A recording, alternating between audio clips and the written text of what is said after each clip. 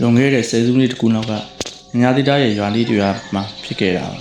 အဲ့ဒီရွာရဲ့အနောက်ဘက်တုတ်တန်နဲ့ကပ်နေတဲ့ဂျုံဝင်းကြီးထဲမှာရာစုနှစ်ချီရဲ့တက်တန်းရှိတဲ့ညောင်မင်းကြီးတပင်ရှိတယ်အဲ့ရွာလူကြီးတွေကတော့အဲ့ဒီအပင်မှာအပိုင်းသားရှိတယ်လို့ပြောနေရှိကြတယ်တညမှာတော့မြို့ဘက်ပြန်လာတဲ့လူငယ်တစုဟာရက်တော့ရင်အဲ့ဒီညောင်မင်းကြီးရဲ့အကြောင်းကိုညှင်းခုန်ကြပါတယ်ကျော်ကြီးကဒါတို့ကရှီဦးသွေးတွေပါကွာ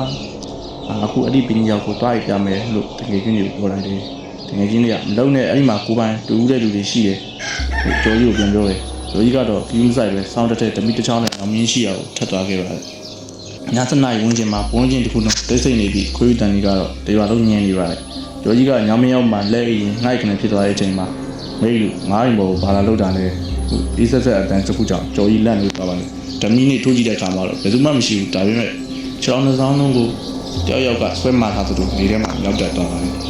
ကျော်ကြီးကဓမီကိုအပေါ်ဘက်ညောင်ပိုင်းလေးစီထိုးကြည့်လိုက်တဲ့အခါမှာတော့ဖြူရမျက်နှာကြီးတစ်ခုကတကန်းလေးကြားကနေသူ့ကိုဇော်တို့ကြီးစိုက်ကြည့်နေတာကိုတွေ့လိုက်ရပါတယ်အဲ့ဒီမျက်နှာကြီးကမျိုးလုံးဝမပါပဲ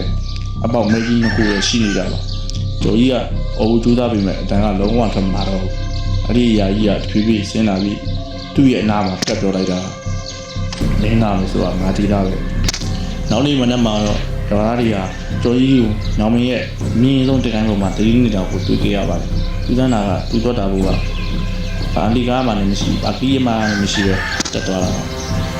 အဲ့ဒီကစားပြီးကျော်ကြီးကစကားလုံးဝမပြောနိုင်တော့ပဲတခါတလေညဘက်မှာညောင်မင်းကြီးရှိရဘက်ကိုကြည့်ပြီးတယောက်တည်းကြီးနေတယ်လို့ဆိုကြပါတယ်